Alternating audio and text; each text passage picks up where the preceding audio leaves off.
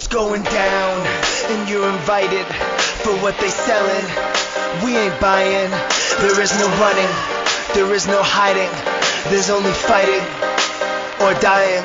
It's going down, and you're invited for what they selling. We ain't buying. There is no running, there is no hiding. There's only fighting or dying. It's Going Down is a digital community center from anarchist, anti-fascist, autonomous, anti-capitalist, and anti-colonial movements.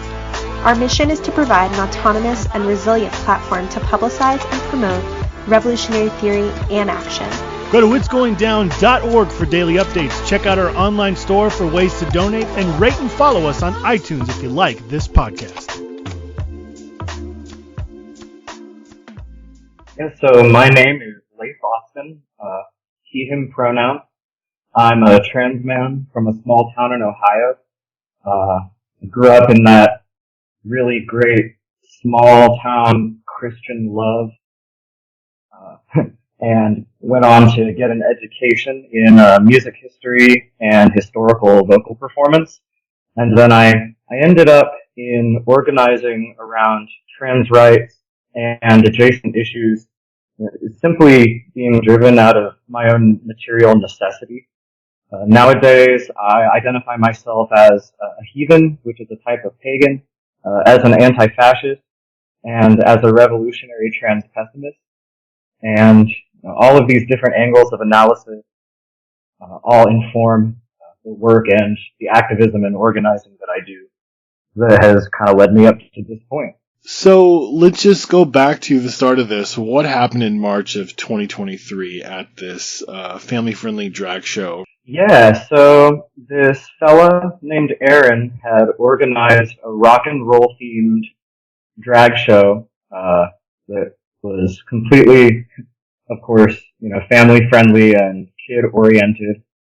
And the town where this show was taking place has some very, very right-wing reactionary officials in power.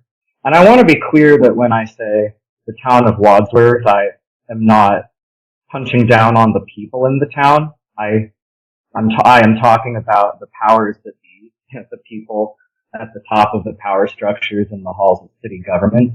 But this town really did not want this drag show to go forward.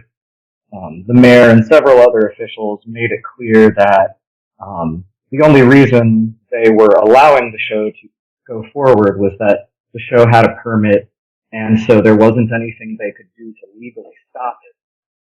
But because they couldn't legally stop it, I guess they decided to try to stop it in another way, and they being the town officials, they kind of put the event on the radar of these right-wing groups.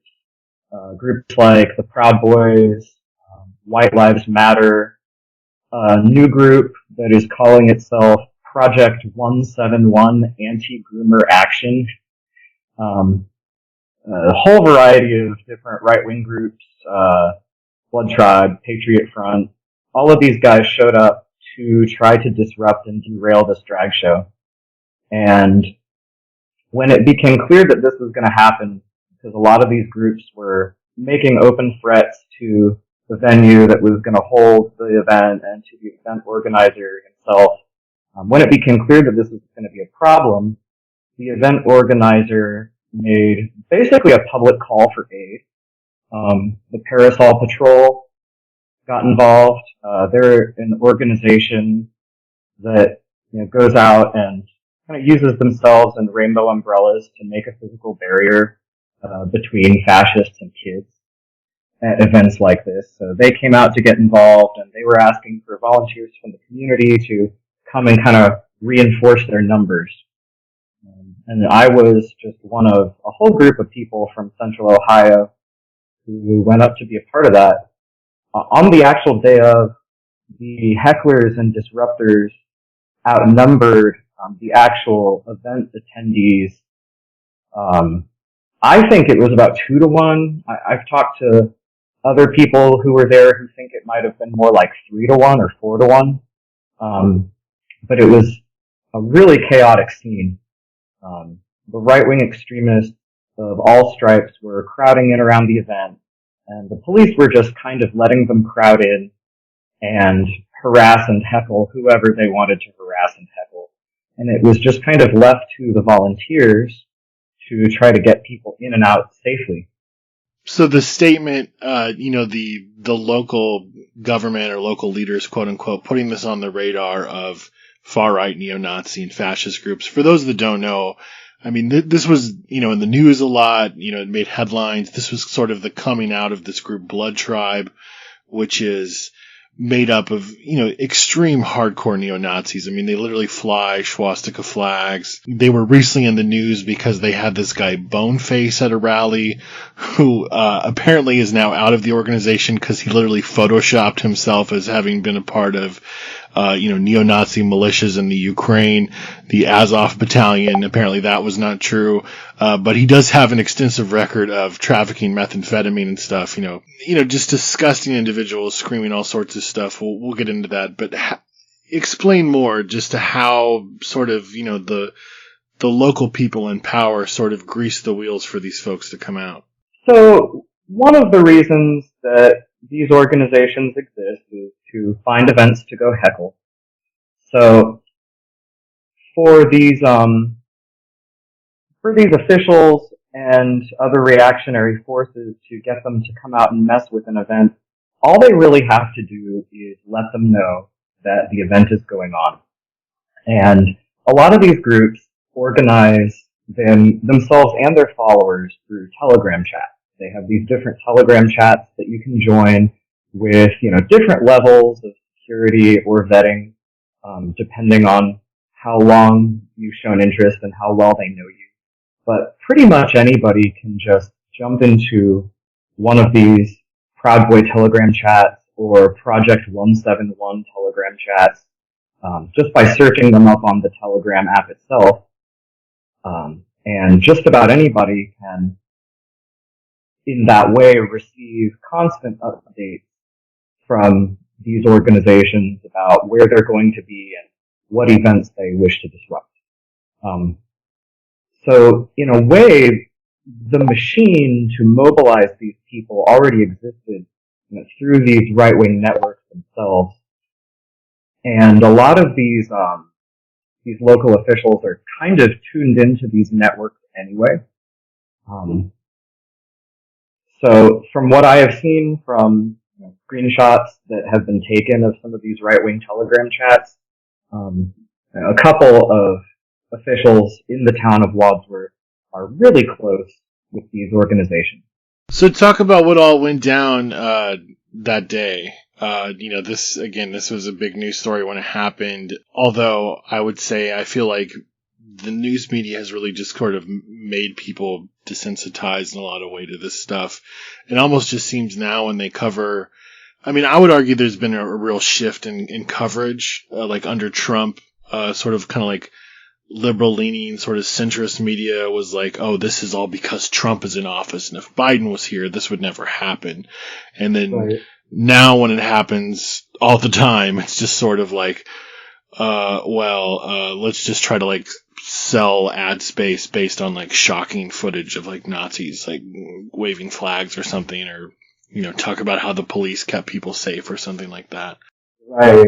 When liberals like Biden are in power, the narrative shifts over to, oh, look at all these extremists. You've got these left extremists who want their kids to be trans, and you've got these right-wing extremists who want to LARP as neo-Nazis. And the news framing, I think, created this really skewed equivalency between the neo-Nazis and the crypto-fascists who were there to threaten and heckle and harass people. And, on the other side, you have parents of queer kids or queer parents who have kids or, just any manner of normal people trying to live normal lives, trying to go to this really normal event where a performer is going to put on a pretty dress and read a storybook. And really that was what happened that day on the ground. Is you had this event where, you have an entertainer who's going to play the guitar and read a story to kids. You have a population of parents who want to take their kids to this event, which is allegedly, ostensibly their right. And then you have this massive group of people, Christo-nationalists, Proud Boys, all different kinds of right-wing militias and extremist groups of varying levels of mask-off, coming up to really to do nothing but to terrorize the people who want to enjoy this event.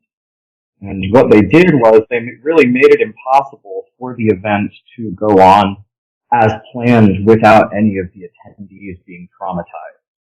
So on our side, we gathered all the volunteers that we had, and we created basically just a big ring of volunteers around the pavilion where this is happening. This is in a public park, right next to, a playground and a nice little duck pond. And the performance itself was happening in this gazebo area. So you have all of these volunteers surrounding the gazebo to create a visual barrier, but you can still hear them on their bullhorns chanting all the horrible things they're chanting as you're moving in and out and once you get into the pavilion. And we were still left with the logistical problem of getting people in and out of the event safely. So we really only had enough people power to create basically little wedge-shaped formations of bigger and stronger people around the more vulnerable people who are trying to move in and out. And the best we could really do was just give the kids hearing protection so that they don't hear all of these horrible things that their parents are being called, and walk alongside and in front of them and try to clear a path so that they can pass safely. And that was my primary function at that event. Was I ended up most of the time functioning in those escort formations. I think a lot of liberals and progressives would ask, having seen that footage, quote, where were the police? Yeah, it was really interesting and kind of surreal, but also not surprising, given my prior experiences with police. The police were all over the place, but they were very, very hands-off. They really only got involved in anything when it was clear that something was about to come to blows, or when it already did. So the police were mostly just kind of standing around and letting volunteers do most of the escorting and de-escalation work. The most involved I saw the police get was immediately after the incident involving me. They really stood by and did nothing when me and the group I was escorting were assaulted. But then, once we pushed back and that really upset the right-wingers, and the right-wingers started accusing us of trying to start something, then the police got involved and started asking people what was going on. I think the whole scene was so chaotic that, police are always incompetent by their very nature to do the work of protecting and serving, but I think the scene was so chaotic and there were so many right-wing extremists that the police were actually sincerely overwhelmed in their work of not protecting and serving. Like, even they were shocked by how incompetent they were in that moment. Despite sort of the dreary picture that we're painting, people were still able to hold space and form a protective barrier around the event and the kids, correct? Yeah, that is correct. At the end of the day, none of the kids were physically harmed or touched by any of the fascists, which is always a concern because, this whole Save the Children narrative has been linked to attempted kidnappings in a few places. And the event was able to proceed. So I don't want to make it sound like it was all doom and gloom. We were able to hold a remarkable amount of space for the number of people we had, and considering the situation we were dealing with. What happened leading up to my charges themselves is there were 3 really, really aggressive individuals on the fascist side who focused on me really early on in the event and in the course of my escorting. I imagine it was because I had a trans flag morale patch, and that was scary to them or something. I don't know. I don't quite know why they decided to fixate on me in particular. But they were very, very committed to trying to provoke me. They followed pretty much all of our escort parties, trying to reach the people that we were escorting, accusing them of being pedophiles and groomers and whatnot. And at one point, one of these individuals, his name was Nick, I believe he is a Proud Boy. He closed in on our escort group, and we were unable. Let me backtrack a little. This escort group, at the time that this happened, had to stop, in the middle of the fray, because one of the people we were escorting had a seizure. We were escorting a couple families. One family had small children, and then the other family had this individual who experiences seizures. And their seizure alert dog alerted them that they were about to have a seizure. And they told us it was going to happen. And then, bam, like that, it just started. And so this person went down, and our whole group had to grind to a halt to try to protect this person while they're literally having a seizure on the ground at this park. And we are surrounded by screaming fascists. And this guy by the name of Nick just kind of closed in on our group. He stuck his megaphone up in my face. I had a defense baton on me that I held up to protect my face. So he hit my baton with the megaphone. He rammed it forward so that my own baton kind of knocked me back in the face. And then he whipped the megaphone up and brought it down right on the front of my head. And then another individual, Christo-fascist, running around in coveralls, who had his 12-year-old there with him and armed, was also closing in alongside this guy Nick. And then there was a third fellow who calls himself a crusader, likes to run around Ohio dressed as a knight. They were, all 3 of them, closing in and making moves to strike again. So I pushed back, and as a result, I've been pinned with 3 charges of assault. One for Nick, the guy who hit me. One for the son of the fella in the coverall.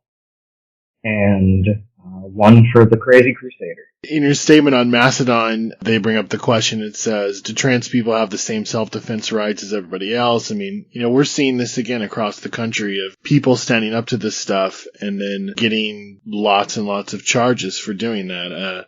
Can you speak to that? I mean, how is it that you're facing these charges while these other folks are, to my understanding, no one from the far right that day has got anything? Yeah, that is a really astute question. I'll be the first to admit that I did state the day of that I didn't wish to press charges against the fellow who hit me.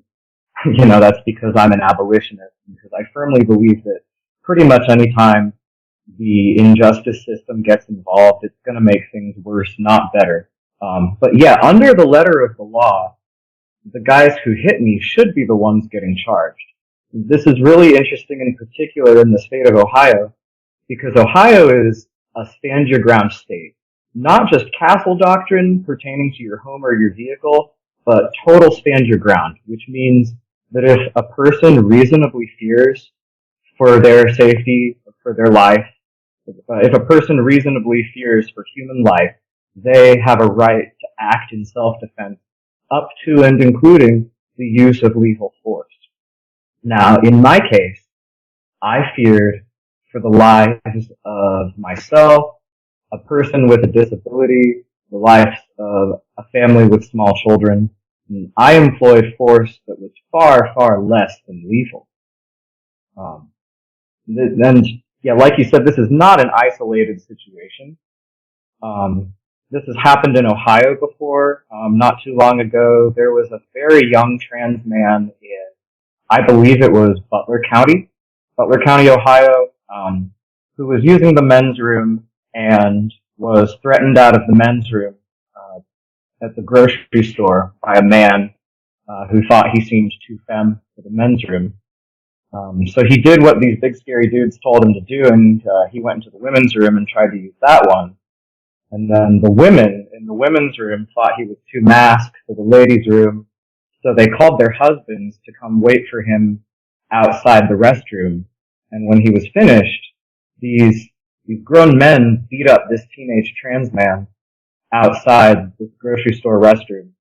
The young man's mother called the police, and the police charged the young man who had been beaten with disorderly conduct. This is also happening in a context across the U.S. where the police are essentially giving a green light to these groups to engage in this violence.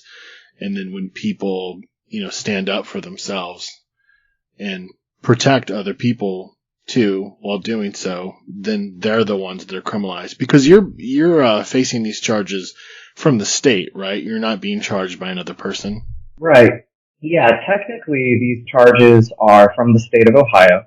And meaning essentially like a district attorney has said we want to go after this person and say they were bad for what they did. Right. And not only that, but, I also have, not any convictions, but I was arrested in 2020 during the Black Lives Matter uprising, like many people were at that time. And, the prosecutor in Wadsworth made it very clear to my attorney that they are taking that into account. Basically that, they think I should have learned my lesson. What are you doing standing up for these children? You should have learned not to do that a long time ago when we arrested you 2 years ago, right? What kind of statement is that? That's just, right. That just says it all, right? Now there is a lesson to be learned here, and what I think that lesson is for the trans community is something that a lot of marginalized people within the United States have known as just a fact of life for a long time, which is that we basically have two justice systems here. We have a group of people who the law protects but does not bind, right? And then we have another group of people who the law binds but does not protect. And these fascist groups, of course, belong to the former group. Trans people belong to the latter. What are your thoughts right now on everything? I mean, literally Pence is talking about a nationwide ban on gender-affirming care. I mean, what are your thoughts right now as you see all this play out? Yeah, it's really interesting and also terrifying at the same time to see play out, because these processes that I'm witnessing are processes that I've read about playing out over history multiple times. The history that we study as anti-fascist shows us really clearly what the process of escalation leading up to this kind of violence looks like. What surprises me about it is how quickly it's escalating. 2 years ago, if you had asked me if gender-affirming care for adults would be on the chopping block, I would have replied that under our current legal framework, that would be really difficult to do. Well, the abolition of Roe v. Wade, because of, the language and the specifics of the way that they decided to strike that down, well, that made the change in the legal framework that needed to happen for attacks to happen on gender-affirming care for adults. Right now, I think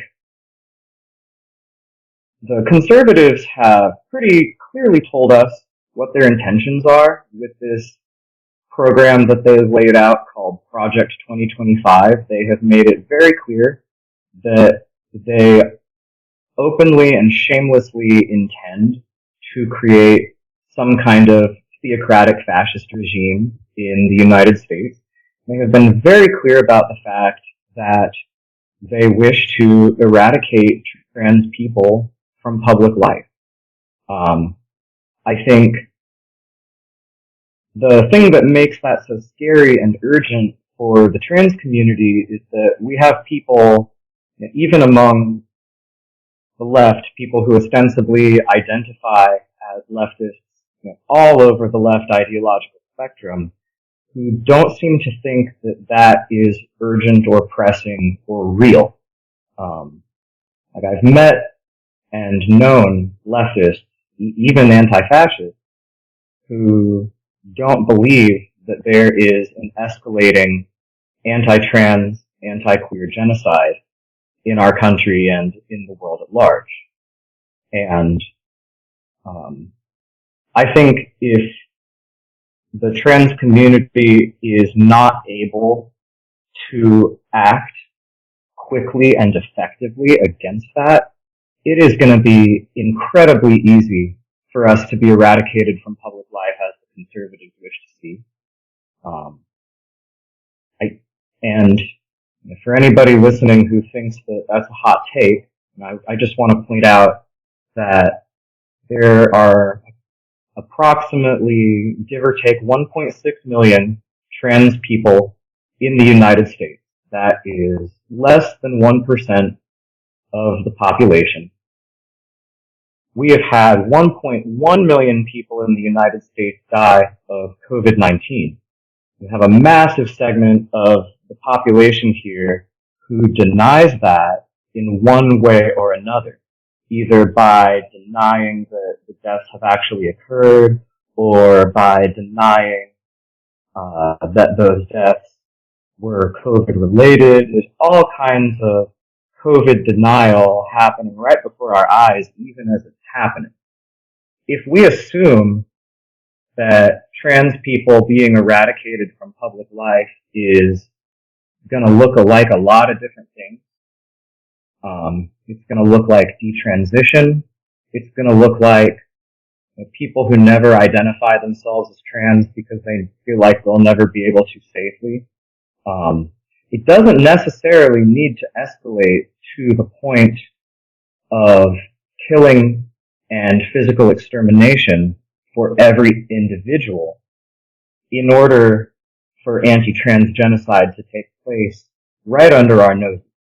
And that's kind of my thoughts and my personal soapbox, is that the left as a whole really needs to get its act together and realize that if they don't prioritize protecting the queer community right now, there is not going to be any queer community left. They need to, the left as a whole, I think, needs to fundamentally realign some priorities and realize that, yes, we are all organizing against capitalism, against the state, against hierarchy and oppression. But if we keep telling trans people and queer people that, oh, your only path to liberation is to join this primarily cis movement and organize on our terms, we're just not going to be around to contribute to that movement. What would you say the alternative would be, and what does that look like? I think we need robust systems of community defense that are organized by and led by the people who those networks are primarily organizing to defend. And when I say community defense, I don't mean like a small group of people appointing themselves as the defenders of the community. I mean whole communities mobilizing to protect the most vulnerable. I think our current models of organizing are really locked into these really secretive and really atomized anti-fascist cells who kind of take action independent from the community at large. We need to figure out a way to, and it's going to be uncomfortable. It's going to make people uncomfortable. It's going to involve a lot of calling out and a lot of calling in. We need to figure out a way to show entire communities that trans people and queer people are everywhere. We're absolutely essential to the communities in which we live. We need to show people what it will really mean to have all of us disappear and figure out a way to mobilize the whole community in a way that is really independent of any specific left faction.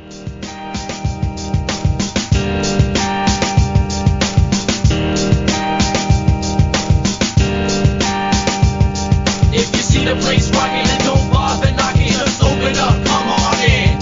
And if you see the place hopping, the basement is rocking it, put your hands up like this. MCs, I dare you to step to the plate, literally. Writing was a gift given to me instinctively. It's meant to be coming true and rocking well. MC abilities given to you through stem cells. Hard talk, still the antibiotic being prescribed, not commercial like Allegra. It won't be televised to the eyes of the ill. Not down with Medi-Cal, cause we don't write for the dollar bills. To rip naturally is still the main ingredient within our recipe. No artificial nonsense. Not turning the industry to bring minds from their bondage. Not down with the heartless jigaboo bling garbage. This is for the junkies who are starving for the dope. Hard talk folks that cut throat or act as an antidote to your meaningless ways. So we're gonna drop this till it's the TRL totally praise. Raw, unfiltered, hard and all. The way that word patterns form from a natural's jaw. And how a natural's ball motivates and more. Straight shakes the floor, causing rappers to fall. But I, the natural, cannot be taken. I'm dusting, often like the Rain Man, straight out the basement. Constantly breaking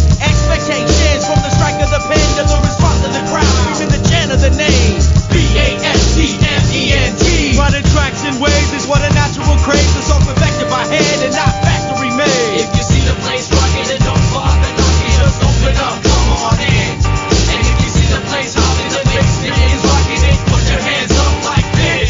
I used to sit around writing rhyme, trying to find a beat for me to rock over, plugging the mic till 99 in October. Something in sight, fight the violence that resides inside the world of hip hop. Sober at 23, rocking since the age of 15. Deeds to speak truth and deed. A lost soldier in me, keep my composure when weak. Fall victim to their greed and guard of currency. Drawn closer to me is the sense in which I dictate. Spit reality, yes, I'm still inclined. I spit hate. I figure 8, 7, 6, reposition, penetrate, liberate your mind, state the monotony, let it break. I used to turn the knob back in the family carpool. Now with high alert and I approach the cipher fervent. The compromise of Darwin and Lamarck's rules. My traits derive straight inheritance, deposit and it's hard too.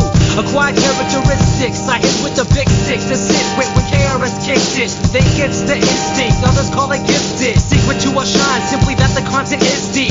Polished with ink, that is the best part. It starts with thoughts that travel from my left arm down to the index and thumb. Print the sequence of words, second nature next to breathing on earth. Pass the pen and paper, heck, I'll proceed with the verse. Hip-hop's the confidence to make a speech in this world. That's the task that we rip, that's the path that we set. That's the BASC, man, y'all chant the rest. But they got no show.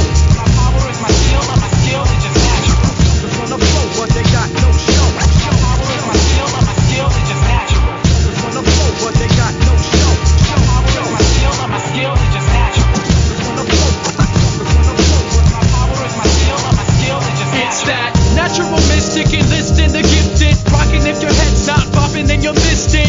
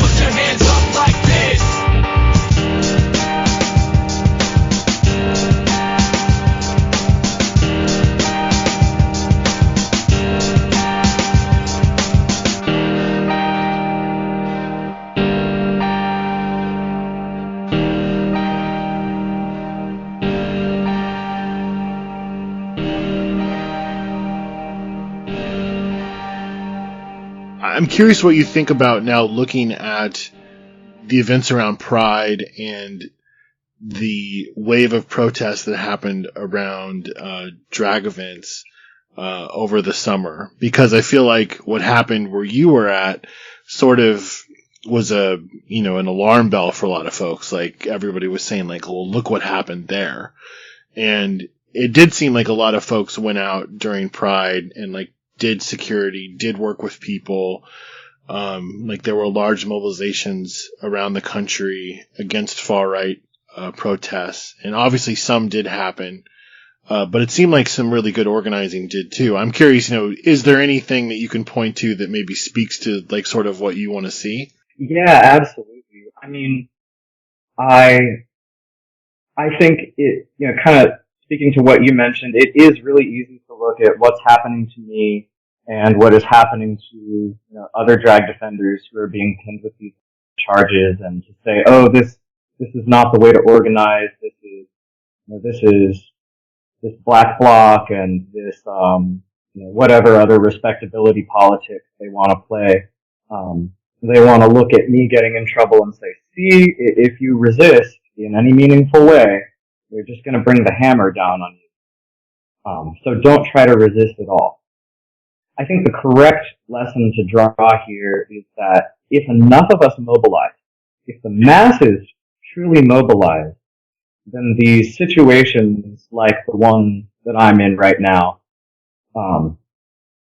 don't happen, because it's really easy for police and fascists to target and harass and arrest 1 or 2 or 3 or 5 or 10 individuals.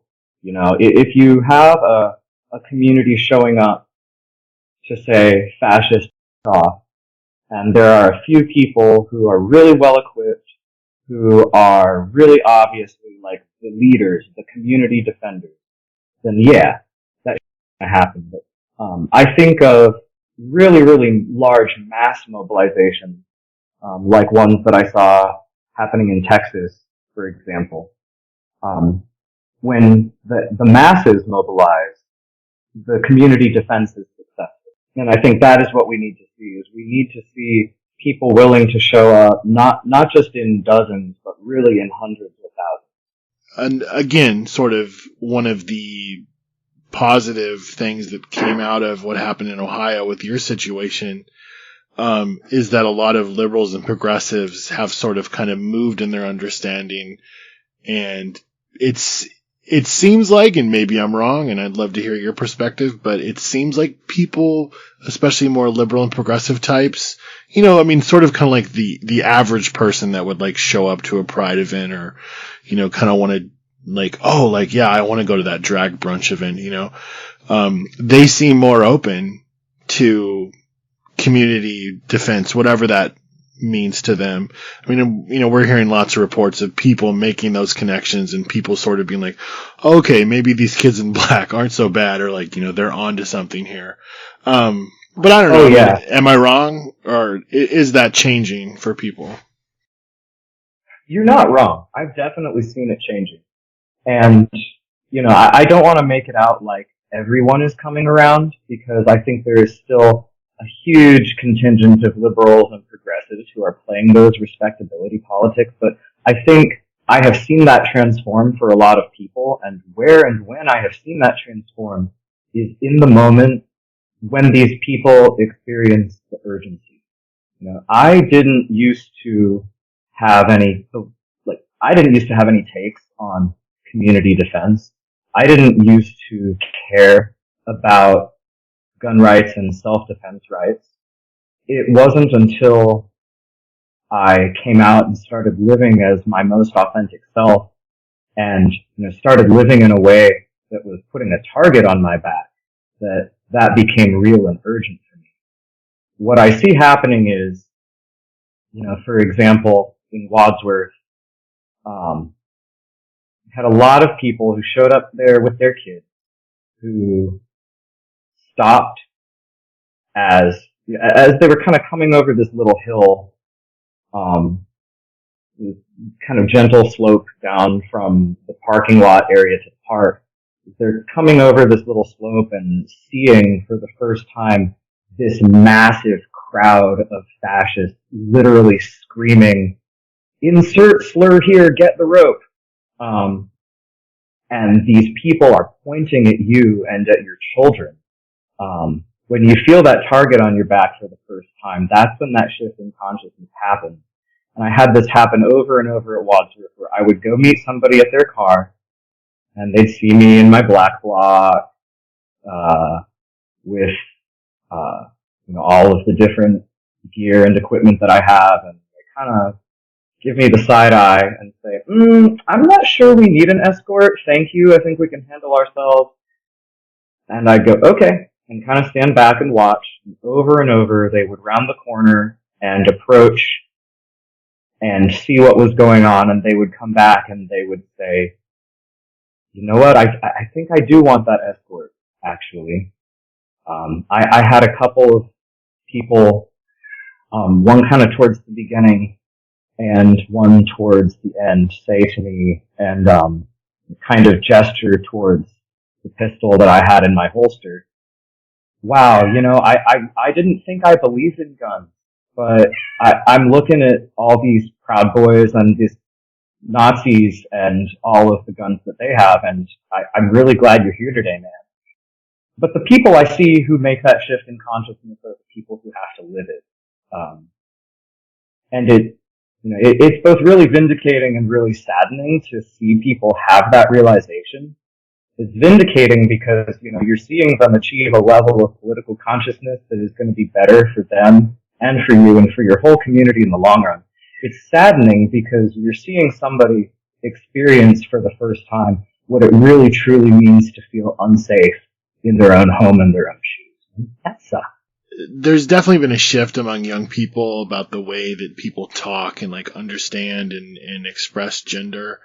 And, I see it as somebody that's not a teenager anymore, just in daily life. But this is also something that's within the right wing imaginary that just all the kids are being the trans and all this stuff, just your thought, how does that play out? Just in that a lot of young people are experiencing and living gender in a different way. Yeah, for sure. These topics that you're bringing up are so important to me and so multifaceted that I really feel like I could just soapbox about them for hours. But, I think what you're talking about and observing is a real breakthrough in information and communication. It used to be that if you exist in our society and you are questioning your own gender and the hierarchies that have been built around gender, there really wasn't a way to explore or experience that safely, or to the degree that there was, those ways and those places and those communities were very siloed off from society as a whole. And then I think, I don't want to be that guy who always ties everything into historical materialism and means of production, but the digitization of our lives and of our means of production have made it such that kids all around the world who are having feelings or questions about their gender or their sex can explore that with other people who are feeling the same way. And that's really empowering. And I think queer people all around the world, particularly young people, are realizing for the first time just how many of us there are and how many different ways there are to experience gender. And then this backlash that you're talking about, that we're experiencing, it's rooted in so many different places.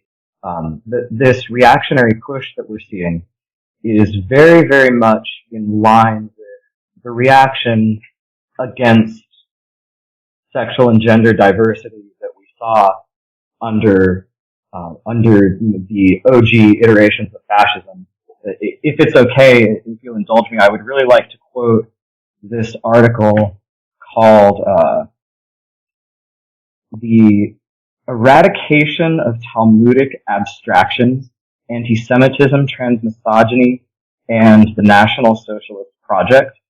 And I can link you to this, but this author says, National Socialism understands all political antagonism through the biologized lens of social Darwinism, where the biological health and purity of distinct racial groups is paramount in a universal struggle for supremacy. In order to understand this context, we must first understand a little of eugenic tendency in early sexology. Understandings of gay and trans people were lumped together into one category, homosexual, defined as sexual inversion. Eugenic sexology understood homosexuality essentially through the lens of gender, specifically as the corruption of the male body and psyche by femininity. Trans feminine people were understood to embody the most severe and thus most deplorable form of homosexuality. Transness is here understood as a dysgenic biological defect that must be eliminated for the health of the species.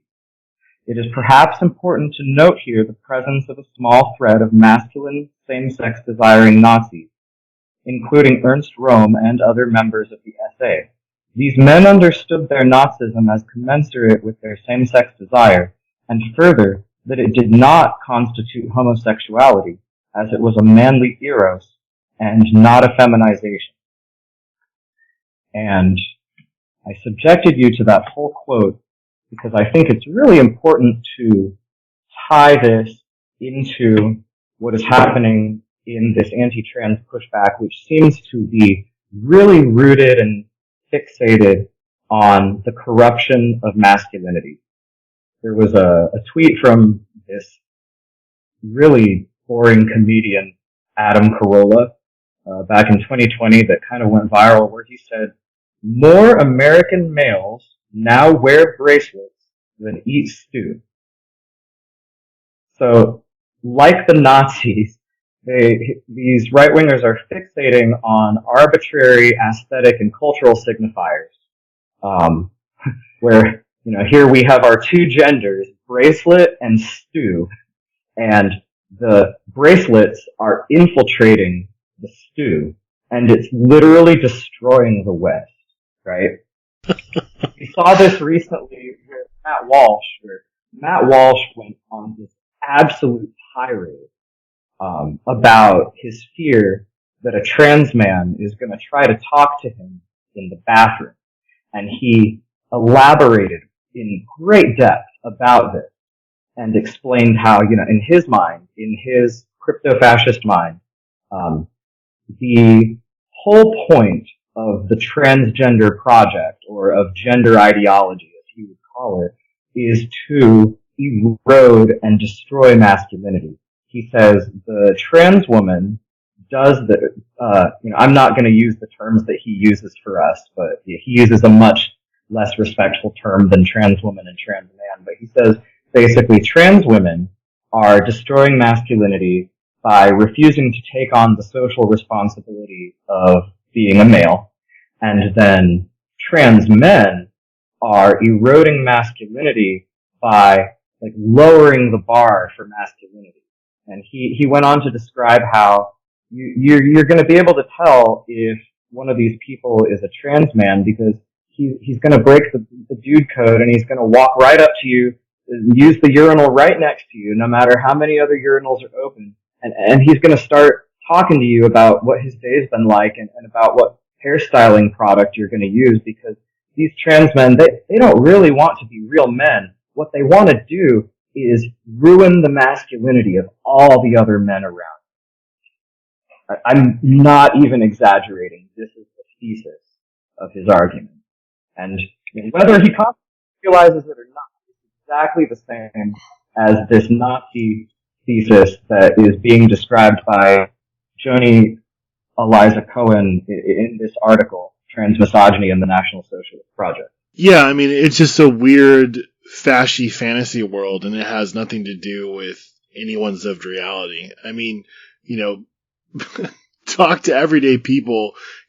people that are at the age where, you know, they would be in a position to like have families and, you know, quote, settle down and like, you know, have kids and stuff. You know, a lot of people can't do it because they can't even afford to feed themselves or pay for housing, healthcare, and all that stuff.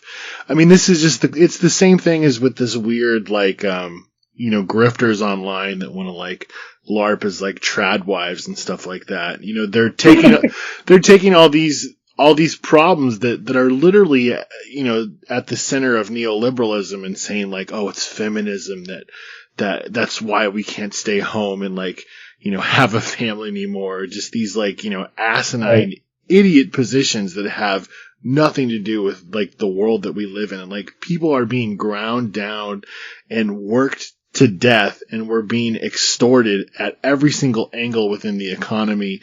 And then they want to turn around and say like, oh, it's trans people's fault or something like that. It's like, what world do you actually live in? I really want to dig into that point there because I think it's really essential to the analysis of what's going on here. All fascist projects involve scapegoating, right? Because all fascist projects at the end of the day are about protecting capitalism and neoliberalism and all of the hierarchies that entails, right? All of this scapegoating trans people for what they see as the decline of society is completely 100% a ruling class astroturf to misdirect reactionary working class resentment. People know they can't afford to feed their families, and the ruling class knows that they know that, so they want people to blame the increasing instability on, you know, the decline of the traditional family unit, as opposed to, you know, the decline of the ways in which we can feed ourselves. Well, I wanted to ask, like, how can people support you? You know, you obviously have legal costs. Where can people go to get more information, stay up with this case? We want to definitely continue to report on this. Where should people go if they want to get more information or possibly donate? Yeah, thank you so much for asking. I'm really counting on the community right now to help me out with donations because, in addition to these charges, once the charges were set and I was arrested, my information became public to these false accusers. So I was also doxxed up on Antifa Watch and kind of pushed out of my job. So if you would like to support me in that, you can go to my Spot Fund fundraiser, spot.fund/Justice for Leif in Wadsworth. I have a link to that Spot Fund and to several different social media links. We're on Facebook, Instagram, and Twitter. I will dead name Big Tech. You can't stop me. And we're also on Mastodon. But you can access all of those from our link tree at linktr.ee/Justice for Leif. That's Justice, the number 4, LEIF. We're running a campaign to try to raise as much awareness about this as possible, in order to call out this hypocrisy. And I'm also asking that if you're in Ohio, especially in northern Ohio, that you show out for court. Right now, it's looking like that court date is going to be October the 24th, but that could be subject to change. So yeah, thank you so much. If you're able to contribute, that really means the world. If you're not, that's okay too. Please just share, spread the word, and follow us on social to keep up with my story. Anything else you want to say? Thanks so much for joining us.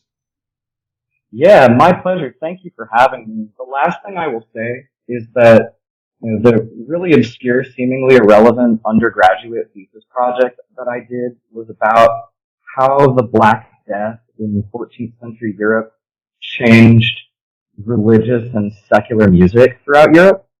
And as I was working on that, it was constantly inescapable how much of the cultural pushback against the Black Death was scapegoating of marginalized groups mostly Jewish people.